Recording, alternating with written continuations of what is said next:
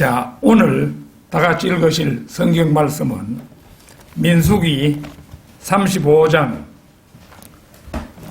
9절에서 15절까지 말씀입니다.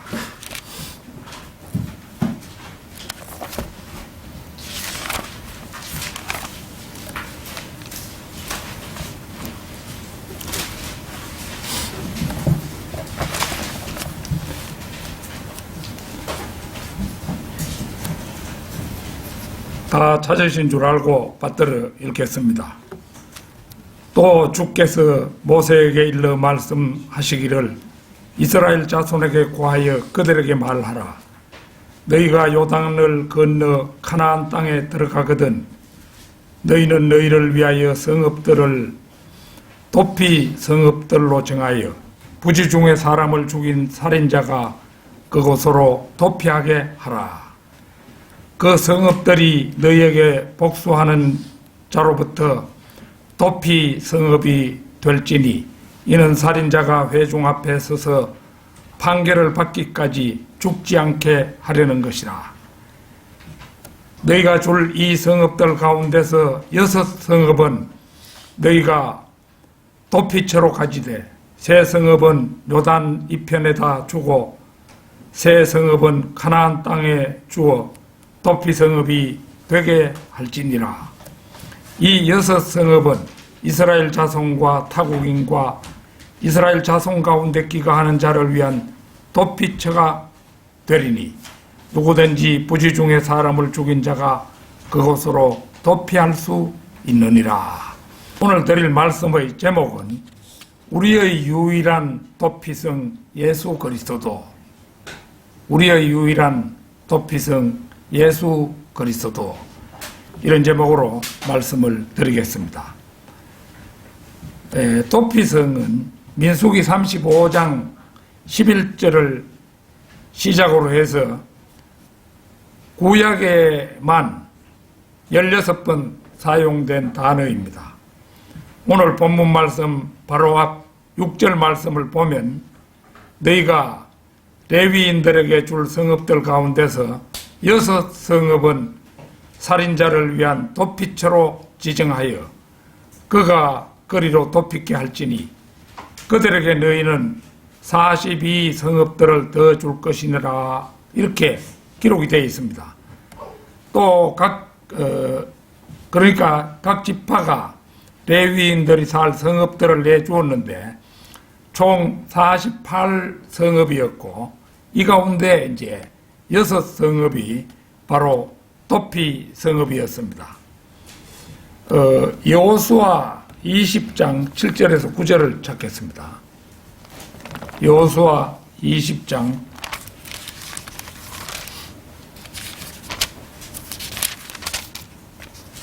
7절에서 9절까지 말씀입니다. 사람들이 납탈리 산지의 갈릴리에 있는 케데스와 에프라임 산지의 세켐과 유다 산지의 헤브론인 키럇 아르바를 지정하였더라. 또 여리코 동쪽 요단 저편에서는 르우벤 지파 중에서 평지 위 광야에 있는 베셀과 갓 지파 중에서 길르앗에 있는 라목과 므낫세 지파 중에서 바산에 있는 골란을 정하였더라. 이것들은 이스라엘의 모든 자손과 그들 가운데 거하는 타국인을 위하여 지정한 성읍들이니 부지 중에 사람을 죽인 사람은 누구든지 그곳으로 도피하여 그가 회중 앞에 설 때까지 피의 보복자의 손에 죽지 않게 하기 위함이니라.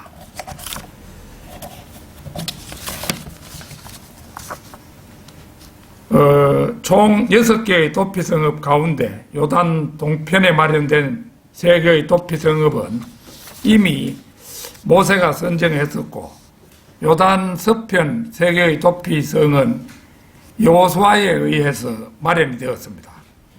그래서 요단 동편에서는 르우벤 지파에서 베셀, 갓 지파에서 라못, 므낫세 지파에서 골란, 이렇게 세 곳이 도피 성읍이고, 요단 서편에서는 납탈리 산지의 케데스, 에프라임 산지의 세켐,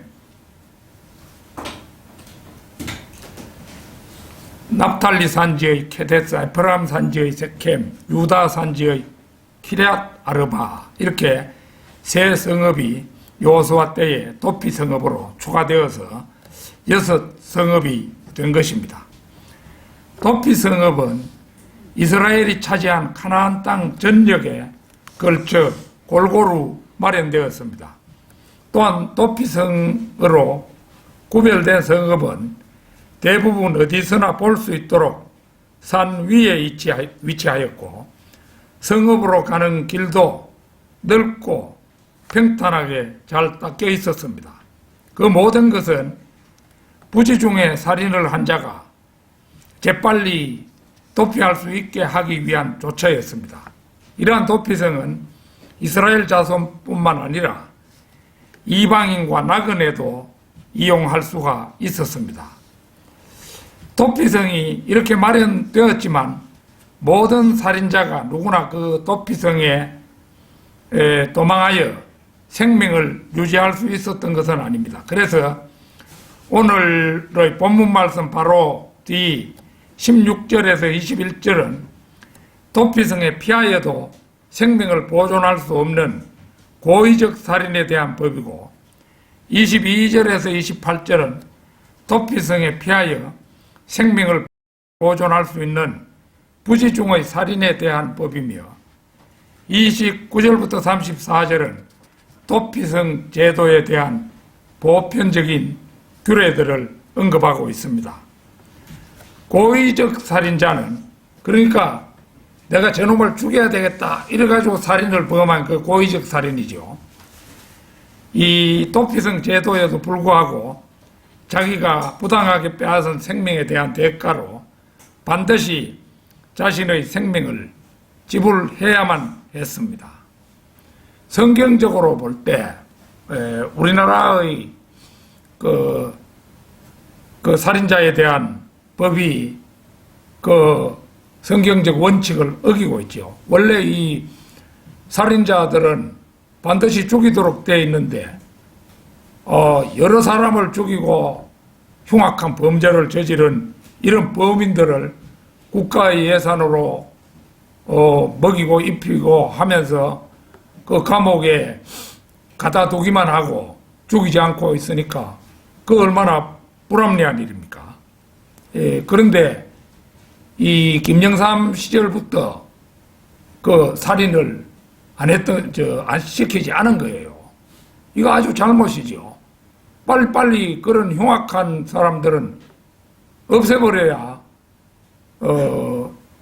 결국은 국가 예산도 절약되고 그 예산 가지고 국민들을 돕고 이래야 되지. 그들을 위해서 국가 예산을 쓴다니 용납할 수 없는 일인데 그런 일이 지금까지 계속되고 있는 겁니다. 이것은 이제 말하자면 이제 부당하게 생명을 빼앗은 그런 대가로 이제 생명을 지불해야만 했는데, 이것은 하나님께서 자기의 형상대로 지으신 사람을 고의적으로 죽임으로써 생명의 근원이신 하나님을 모독하고 또한 창조 질서를 파괴하는 범죄를 저질렀기 때문입니다. 그러나 부지 중에 살인한 자는 도피성에 도피하여 그 생명을 보호받을 권리가 있었습니다. 예를 들면은 이제 두 사람이 산에 나무하러 갔는데 한 사람이 이제 그 도끼로 나무를 찍는 중인데 그 도끼가 자루가 빠지면서 그 도끼날이 옆에 있는 사람의 치명적인 그런 곳을 거기에 이제 쳐가지고 결국 사람이 죽었다. 고의적 살인이 아니잖아요. 그런 경우는 이제 재빠르게 도피성으로 피하면 그 사람은 살 수가 있는 겁니다. 그래서 이제 그런 사람들을 보호하기 위해서 만들어 놓은 것이고 도피성이라고 볼 수 있죠. 부지 중에 살인을 하여 도피성에 도피했을지라도 대제사장이 죽기 전에 그 성읍을 나온 자에 대해서는 피를 안 갚음하는 자가 그를 죽일지라도 상관이 없었습니다. 그러니까 이제 대제사장이 있을 때 이제 살인을 저질러 가지고 그 도피성에 거하고 있는데 대제사장이 죽었다. 그러면 이제 그 사람은 해방이 되는 겁니다. 그런데 그 전에 자기 멋대로 도피성을 나와가지고 다른 사람 눈에 띄면은 그 피의 보복자의 손에 죽어도 할 말이 없게 됐다 이거지요. 이러한 도피성은 백성들이 거주하는 성읍들의 중심지에 위치했으며 한쪽 구석에 해놓으면은 사람들이 찾아 도망가기가 힘들겠죠. 성읍이 여기저기 이래 있을 때 그 중심부에 도피성 하나를 해가지고 누구든지 쉽게 그리 도피할 수 있도록 그렇게 하는 것이죠. 그래서 이제 이스라엘 백성뿐만 아니라 부지 중에 살인한 자는 그 외국인이라 하더라도 모두 피하여 보호를 받을 수가 있었습니다. 오늘 본문 말씀에서 이스라엘에게 명하신 도피성 제도는 하나님의 자비와 사랑에서 비롯된 것입니다. 도피성을 바라보는 살인자의 모습은 바로 십자가 앞에서 구원을 요청하는 세상 사람들의 모습과 똑같습니다. 도피성 제도의 근본적 의미는 그리스도의 품으로 피하는 모든 사람이 하나님의 은혜로 죄 사함을 받고 구원에 이를 수 있다는 영적 진리를 보여줍니다. 이제 그 의미를 세세히 조명해 봄으로써 오늘 몇 가지 교훈을 얻고자 합니다. 우리의 유일한 도피성 예수 그리스도, 첫째로 인간은 누구나 연약하다는 것입니다. 인간은 부지중이나 실수로 살인을 저지를 수 있는 존재입니다. 요즘은 이게 특히 교통사고 이걸로 해서 사람들이 많이 죽는데요. 특히 음주운전을 하고 뭐 이래가지고 사람을 치어 죽이고 이거 아주 엄벌에 처해져야 되는데 그러고도 얼마 살지도 않고 이런 것이 오늘날의 현실입니다. 그래서 인간이 불완전하고 연약하여서 어쩔 수 없이 이제 죄를 지을 수 있음을 보여주는데요. 사도 바울은 로마서 3장 10절에서 한번 같이 찾아보겠습니다. 로마서 3장 10절.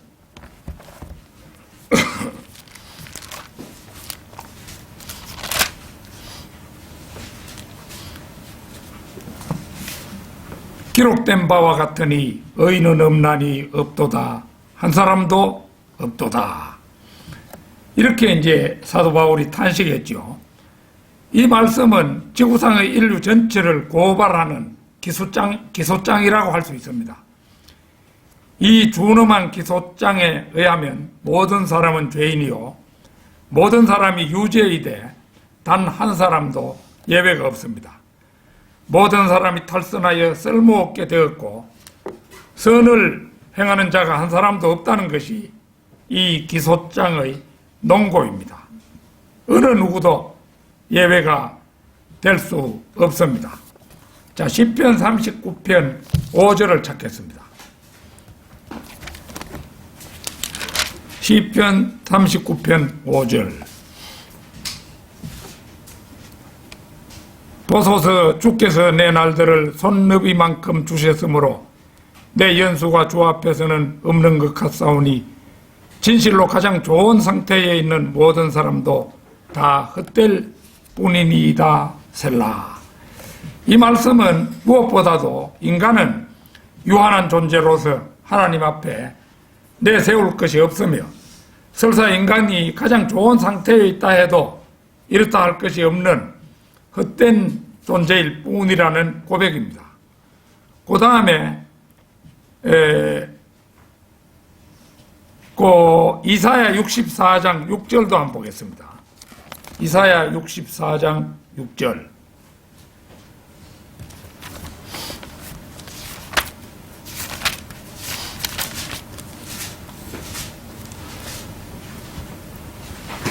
그러나 우리는 다 불결한 것 같고 우리의 모든 의는 더러운 걸레 같으며 또 우리는 다 잎사귀처럼 시들며 우리의 죄악들은 바람처럼 우리를 옮겨갔나이다.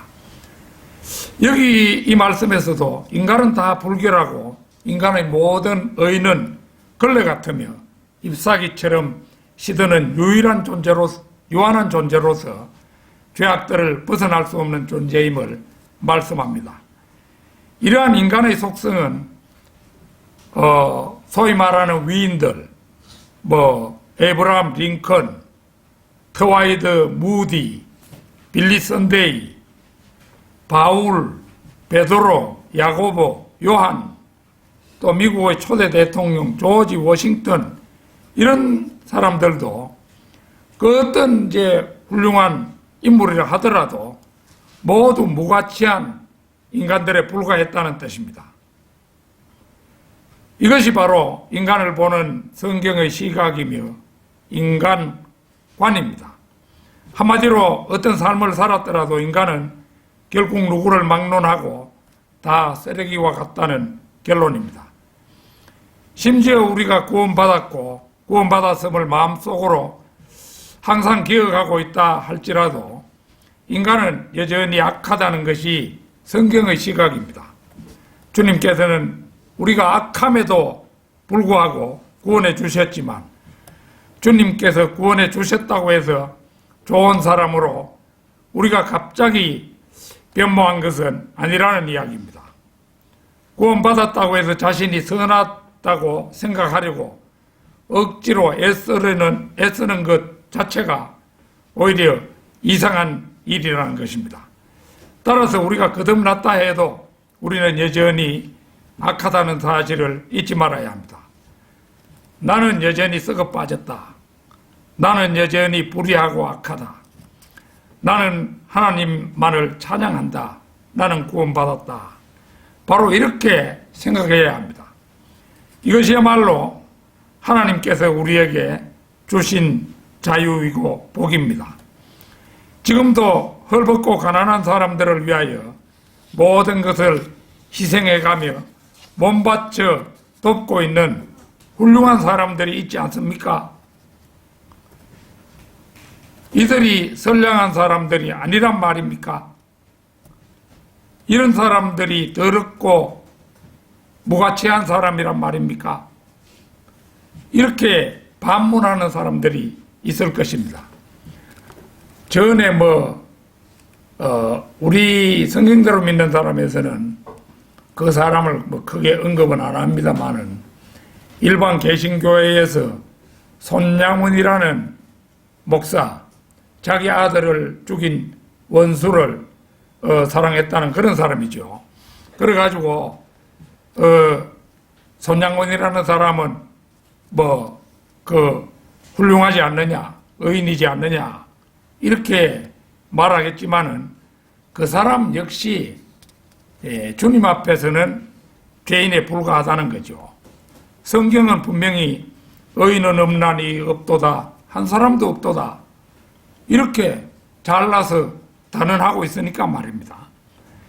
바울의 이 말은 인간끼리 상대적으로 비교한 말씀은 아니고 다만 하나님과의 관계에서 언급한 말씀입니다.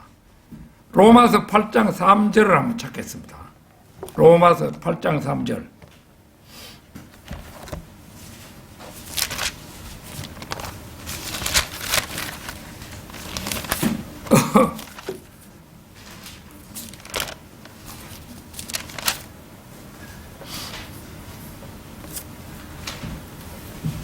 율법이 육신을 통하여서는 연약하여 할 수 없는 것이므로 하나님께서 죄 때문에 자신의 아들을 죄 있는 육신의 모양으로 보내 그 육신의 죄를 선고하셨으니.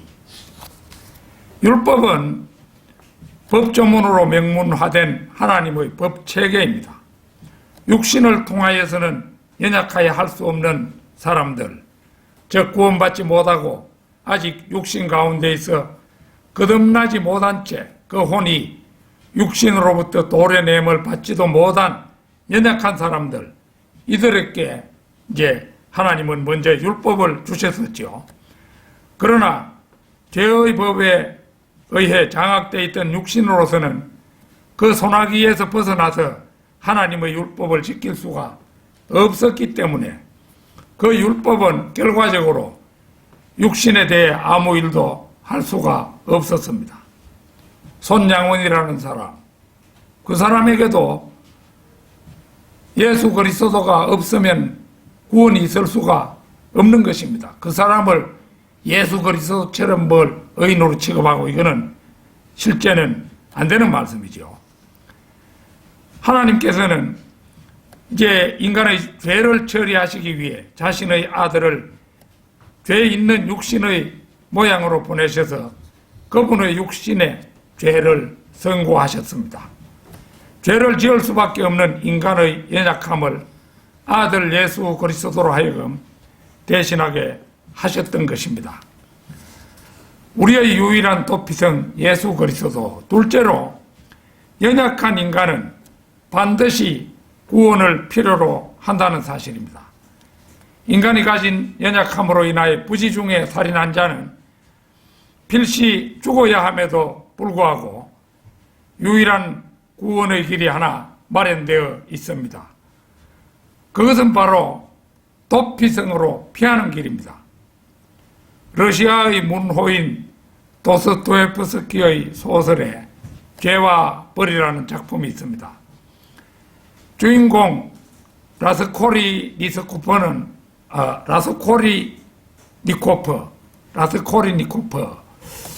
이 사람은 살인죄를 저지르고도 자신의 죄를 뉘우치지 않습니다. 그는 돈놀이하는 한 노파를 더럽고 백해무익한 벌레로 규정하며 아무에게도 도움이 되지 않는 돈놀이하는 노파를 죽여버린 일은 40가지나 되는 죄를 용서받을 수 있는 일이다. 가난뱅이의 피나 빨아먹는 그따위 할멈을 죽였다는 게 어찌 죄란 말인가? 나는 죄라고 생각지 않아. 그걸 속죄하려는 생각은 없어. 이렇게 말을 합니다. 이 주인공 라스콜리니코프에게는 소냐라는 애인이 있었는데 그는 창녀였습니다. 라스콜리니코프가 살인을 했다는 것을 알고 이 소냐는 그녀의 발상으로 그의 죄에 대한 속죄 방법을 제시합니다. 내거리에 가서 모든 사람에게 절을 하고 대지에 입을 맞추세요. 당신은 대지에 대해서도 죄를 범한 거예요. 그리고 나서 온 세계에 들리도록 말하세요. 내가 죽였습니다 하고요. 그러나 소냐가 제시한 참회로는 라스콜리니코프의 죄가 제거될 수는 없습니다. 그리스도의 피 흘림이 없이는 죄 사함이 이루어질 수 없기 때문입니다. 우리 하나님께서는 실수나 정당방위 등 고의성이 없었다면 살인자라도 보호해주는 분이셨습니다. 그래서 고의성 없이 실수로 살인을 했다면 하나님께서 그를 도피성읍으로 보내시고 그 당시의 대제사장이 죽을 때까지 그 도피성읍에서 피해 있으면 안전하게 하셨습니다. 하지만 라스콜리니코프처럼 여한 이유에서든 고의로 사람을 죽였다면 그도 사형을 당해야 하는 것이 성경의 법입니다. 성경은 죄를 살인에만 국한시키지 않고 타락한 인간의 성품, 즉 죄성에서 나온 모든 것, 약 80가지나 되는 죄들을 기록하고 있습니다. 가장 대표적인 한 곳을 찾아보겠습니다. 로마서 1장 29절에서 31절입니다.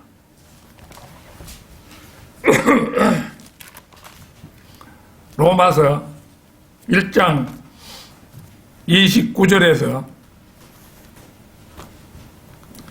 31절까지 말씀입니다. 그들은 모든 불의, 음행, 사악, 탐욕, 악의로 가득 찼으며 시기, 살인, 분쟁, 사기, 악독이 가득하며 수군거리는 자들이요 비방하는 자들이요 하나님을 미워하는 자들이요 모욕을 주며 교만하며 자기 자랑만 하며 악한 일들을 꾀하는 자들이요 부모를 거역하며 몰지각하며 약속을 저버리며 무정하며 화해하지 아니하며 무자비한 자들이라. 여기만 해도 23가지의 죄가 나열되어 있습니다. 하나님께서 정욕에 따른 더러움에 내버려 두시고 수치스러운 욕정에 내버려 두시며 버림받은 마음에 내버려 두시는 자들의 온갖 더러운 죄악이 낱낱이 여기에 나열되어 있습니다.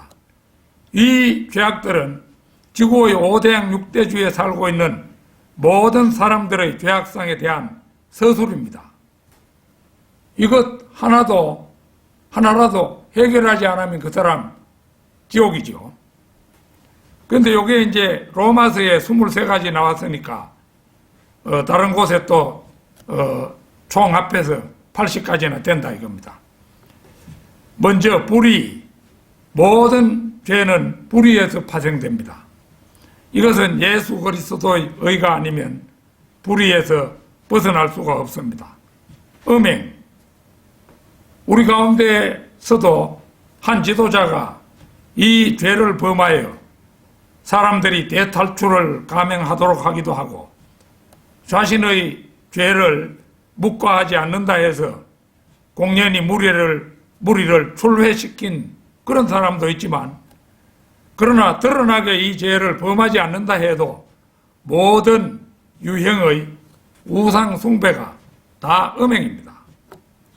사악, 하나님께 속한 하나님의 자녀가 아직도 세상에 한 다리를 걸치고 있다면 그는 여전히 사악함에서 떠나지 못하고 있는 것입니다. 탐욕, 모든 거짓 교사들이 거짓말을 지어내는 것은 그들이 탐욕을 품고 있기 때문입니다. 악의, 비록 행동으로 옮기지 않았더라도 남에게 해를 끼치려는 생각을 안 해본 사람은 이 세상에 한 사람도 없습니다. 살인, 이것은 아무나 저지르는 범죄가 아닙니다. 근데 사실 살인이 요즘 아무나 저지르는 그런 게 됐죠. 이 자동차를 운전하고 다님으로 해서 자신은 자동차로 사람을 죽이고 나서도 자신이 살인자라는 생각도 안 하고 밤에 잠도 편안하게 자고 하죠. 근데 사실은 그 사람 살인자죠. 그런데 이제 성경은 사람은 누구나 이제 살인 본능을 가지고 있다고 전곡을 찌르고 있습니다. 분쟁, 국가적 사회적으로는 말할 것도 없고 개인적으로도 사람들은 끊임없이 분쟁을 일으킵니다. 시기, 모든 거짓말이 사기에 속합니다. 시기가 아니고 사기입니다. 사기. 모든 거짓말이 사기에 속합니다. 악독, 모든 고약한 태도가 다 악독에 속합니다. 나쁜 성격도 악독에 속하는 겁니다. 수군거리는 자절, 투덜대고 수군거리는 것은 누구에게나 엿보이는 현상입니다. 비방하는 자들, 남을 욕하고 헐떡기 좋아하는 사람들을 말합니다. 하나님을 미워하는 자들, 감히 하나님을 미워한다고 드러내놓고 말하지는 않을지라도 두 주인을 섬기려고 하는 것이 하나님을 미워하는 것입니다. 모욕, 교만, 자기자랑, 악한 일들, 이런 것들은 하나님께서 가장 미워하시는 것이, 이제 이런 것들 중에서 가장 미워하는 것이 교만인데요. 마귀가 하나님께 대적하게 된 것도 이 교만 때문이었죠. 교만 뒤에는 반드시 수치가 따르며 멸망이 따릅니다.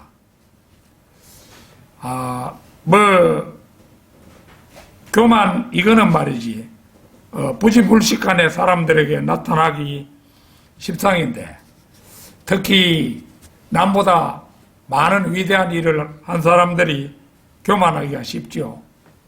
사실 저도 늘 경계합니다마는 시 한 시 쓰는 것 때문에 좀 교만한 경향이 없잖아 있어요. 그런데 하나님의 종들도 보면은 자기가 뭐 했다 이러면서 그걸 쭉 나열해가지고 내가 어떤 분한테 하나 받았는데 종이가 뭐 한 여러 장 되는데 그거다가 자기가 이제 그 했던 훌륭한 일을 다 정리해가지고 보냈어요. 보내고 그러면서 한다는 말이 이건 내가 자랑하기 위해서 하는 것이 아니라 여러분은 뭘 했느냐 그 생각해 보라고 보냈다 이거라요. 그런데 그게 정말로 자랑하기 위해서 보낸 것이 아니라고 생각됩니까? 내가 보면 한눈에 이 사람이 와 이러나 이거 왜 이런 그 뻔히 속들여다 보이는 일을 하지? 대부분의 그 교만한 것을 눈치챌 수가 있었어요. 부모를 거역하는 사람도 하나님께서 버림받은 마음에 내버려 두시는 속에 포함됩니다. 몰지각하며 이해하지 못하고 깨닫지 못하는 것이 다 몰지각한 것입니다. 우리가 성경 말씀을 다 이해하고 있지 않다면 여전히 몰지각한 사람입니다. 약속을 저버리며 아무도 이 죄와 무관하다고 말할 수 없습니다. 무정하며 순리에서 벗어난 애정이라고 할 수 있습니다. 화해하지 아니하며 용서할 줄 모르고 다른 사람의 사과를 흔쾌히 받아들이지 않는 것입니다. 저도 화해하지 않는 사람 가운데 하나예요. 지금은 뭐 이것도 저것도 대략 뭐 있고 삽니다마는 우리 어머니가 나를 두고 어린 시절에 나를 두고 다른 남자에게 시집가 버렸어요. 그걸 개가한다고 하지요. 뭐 우리 아버님이 돌아가셨으니까 개가해도 법적으로는 되죠. 그런데 세상의 여자들을 보면은 전부 딸 하나만 보고도 평생을 혼자 살고 아들은 더 말할 필요도 없고 그런 훌륭한 어머니들이 많이 있어요. 많이 있는데 왜 내 어머니는 저렇게 아들이 있는데도 불구하고 저렇게 개가를 해야 했나 싶어서 도저히 용서가 되지 않는 거예요.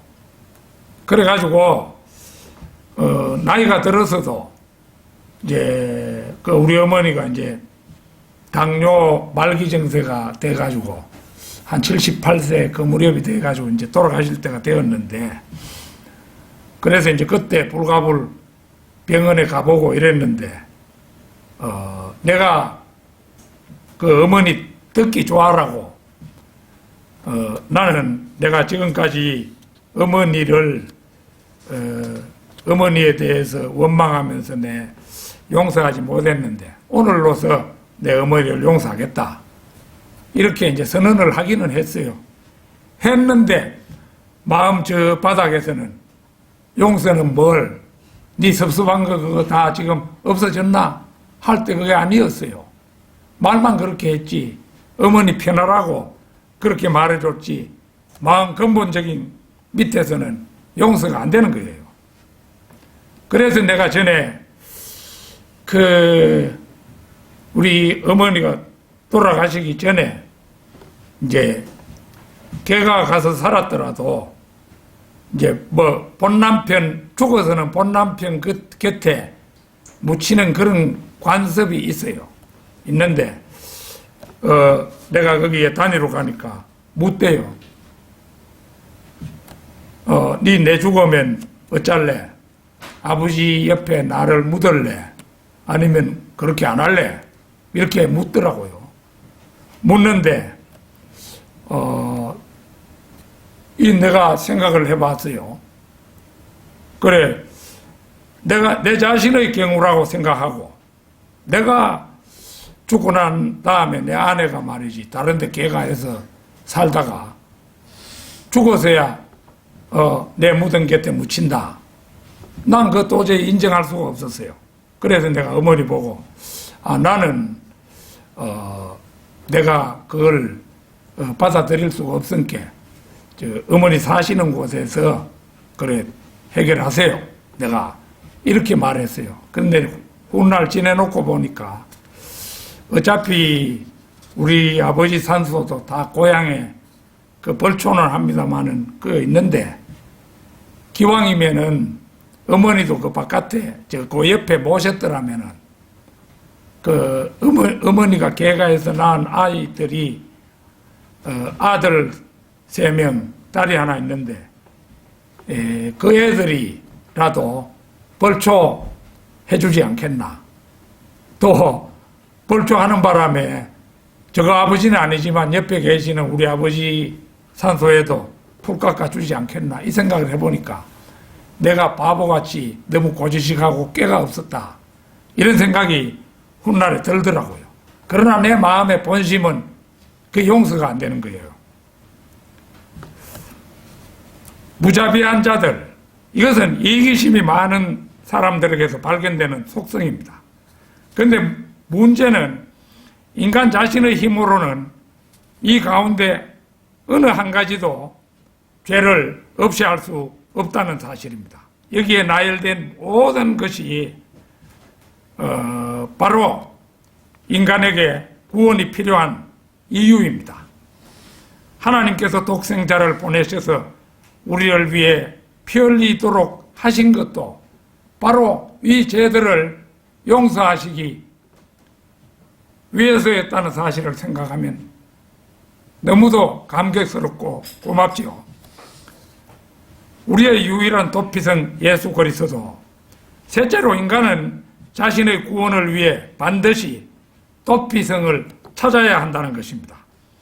구약시대에 하나님께서는 이스라엘 민족에게 도피성을 마련하도록 하셨습니다. 고의적인 살인죄를 범하지 않고 부지 중에 살인을 범한 자들을 구원하기 위해서였습니다. 부지 중에 살인을 범한 자라 하더라도 그대로 있으면 보복자에게 죽음을 당할 수밖에 없습니다. 그러므로 그는 부지 중에 살인을 범한 즉시 본초를 다투어서 도피성으로 도망가는 것이 유일한 살 길이었습니다. 이런 의미에서 도피성을 찾는 인간은 죄인인 모든 인간의 모습입니다. 우리 인간은 근본적으로는 우리 인간에게 해당되는 죄들을 벗어날 길이 없으니까 죽기 전에 반드시 해결해야 되는 거죠. 그런데 자신이 죽을 날을 누가 안단 말입니까? 사람들이 많이 난 좀 세상 좀 즐기고 예수를 믿든지 하겠다, 이런 사람들 가끔 만나보는데요. 지 죽을 날을 누가 안단 말입니까? 그런 사람은 백발백중 그 지옥이에요. 내가 좀 세상 즐기고 나서 적당한 때가 되면은 예수님을 믿겠다, 이러는 사람, 그 구제의 방법이 없는 거죠. 율법의 저주, 하나님의 진노, 지옥의 형벌을 결사적으로 피해야 할 우리 자신의 모습이 바로 도피성을 찾는 사람들의 모습, 그것입니다. 그리고 그 죄인을 안전하게 보호해주는 도피성은 우리 주님, 바로 예수 그리스도이십니다. 죄를 지은 사람은 저 혼자 아무리 뉘우쳐도 구원받을 수 없습니다. 그는 오직 예수 그리스도 안으로 달려 들어올 때 비로소 구원받을 수 있습니다. 예수 그리스도야말로 성부 하나님께서 축복하신 하나님의 아들로서 우리가 하나님의 진노를 피할 수 있는 유일한 길인 것입니다. 우리가 잘 아는 요한복음 14장 6절 찾겠습니다.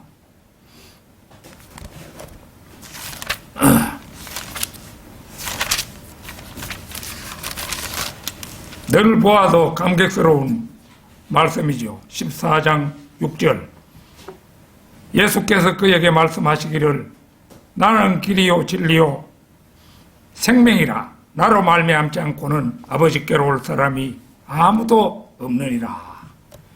예수 그리스도께서는 많은 길 중에 하나의 길이라거나 많은 진리들 가운데서 하나의 진리라거나 많은 생명들 가운데서 하나의 생명이라고 말씀하지 않으십니다. 우리 주님은 바로 길이요 진리요 생명이십니다. 이 말씀은 누구도 함부로 말할 수 없는 절대적이고도 독단적인 선언입니다. 그에 걸맞게 주님께서는 나로 말미암지 않고는 아버지께로 올 사람이 아무도 없느니라. 손양원 목사가 아무리 자기 자식을 죽인 원수를 용서했다 할지라도 그 사람 역시 예수 그리스도를 거치지 않고는 아버지 하나님께로 갈 수가 없는 것입니다. 주 예수 그리스도께서는 하늘에 이르는 길을 열어주십니다. 야곱은 창세기 28장에서 꼭대기가 하늘에 닿은 사다리를 꿈에 보았습니다. 야곱이 본 그 사다리가 바로 예수 그리스도이십니다. 사람은 예수 그리스도라는 사다리를 통하지 않고 자신이 스스로 사다리를 만들어 하늘에 오를 수는 없습니다. 인간은 절대로 스스로가 하늘에 오를 수가 없는 것입니다. 예수 그리스도만이 우리가 하늘로 오르는 유일한 길입니다. 그분이야말로 우리가 찾아야 할 도피성인 것입니다. 히브리서 9장 11절 12절 찾겠습니다.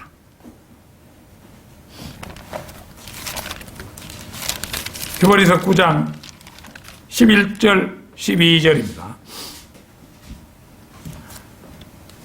그러나 그리스도께서는 다가올 선한 것들의 대제사장으로 오셔서 손으로 짓지 아니한 곧 이러한 건물이 아닌 더 크고 더 온전한 성막을 통하여 염소와 송아지의 피로 아니하고 오직 자신의 피로 한 번 성소에 들어가셔서 우리를 위하여 영원한 구속을 이루셨느니라.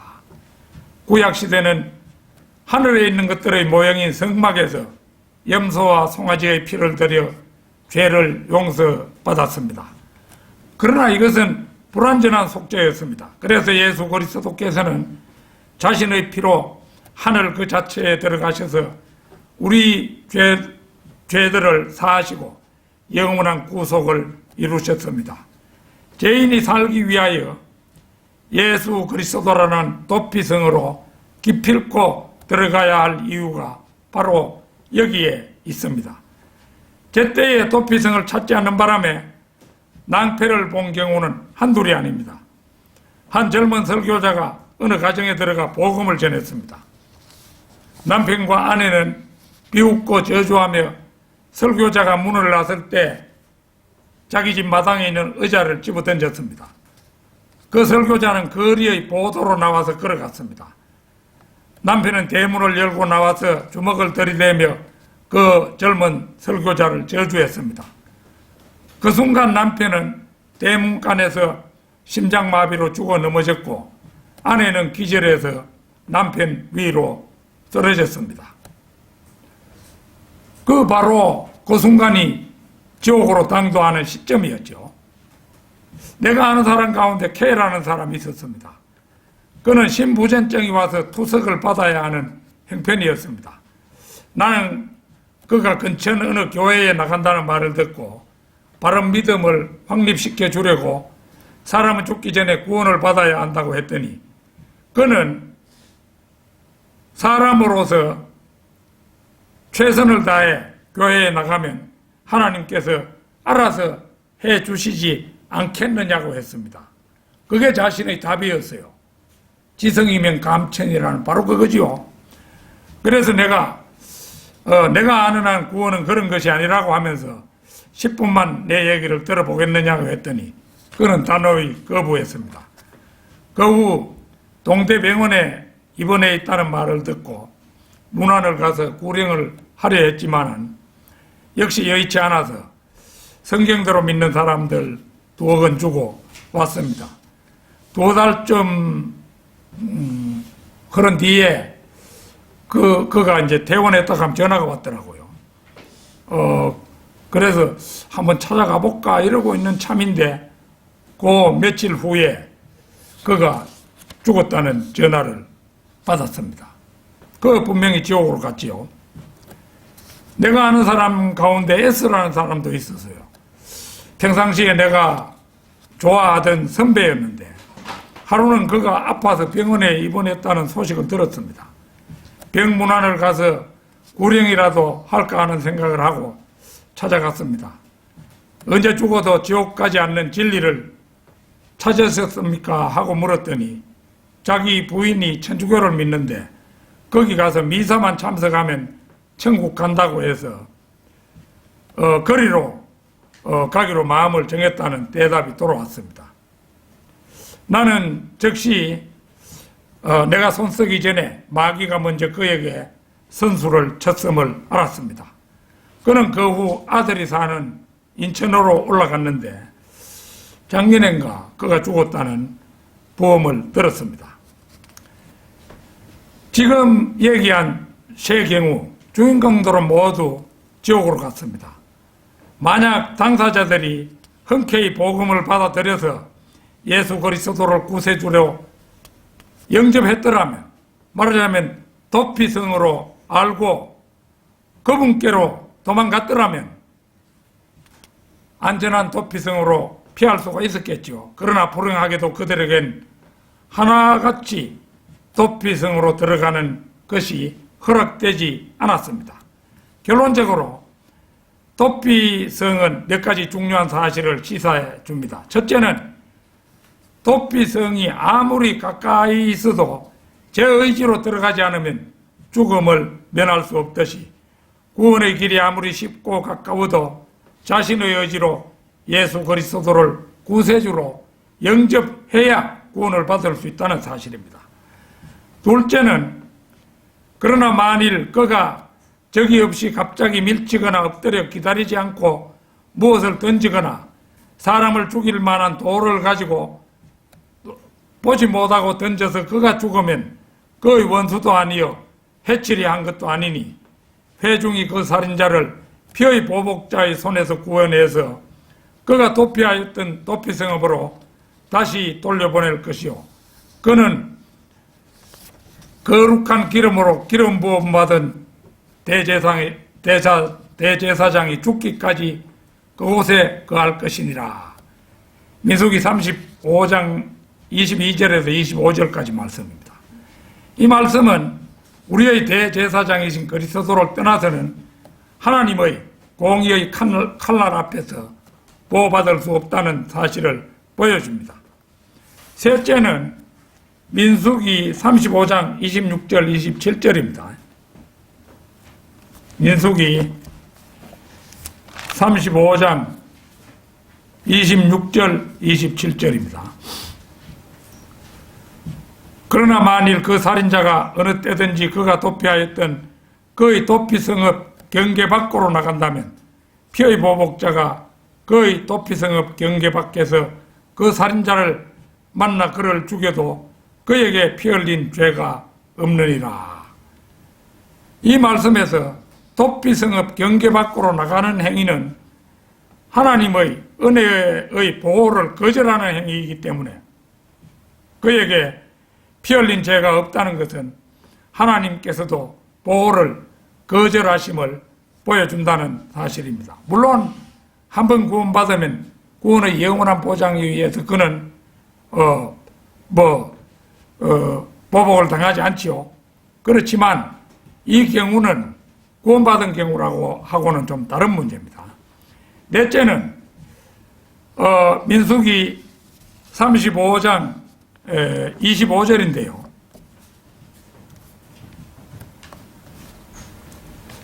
회중이 그 살인자를 피의 보복자의 손에서 구해내어 그가 도피하였던 그의 도피성읍으로 다시 돌려보낼 것이요 그는 거룩한 기름으로 기름 부음 받은 대제사장이 죽기까지 그곳에 거할 것이니라.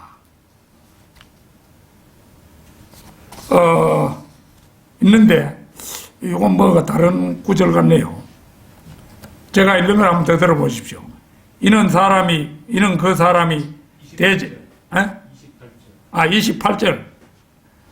이는 그 사람이 대제사장이 죽기까지 그의 도피성읍에 머물러 있어야 하며 대제사장이 죽은 후에야 그 살인자는 자기 소유의 땅으로 돌아갈 수 있습니다.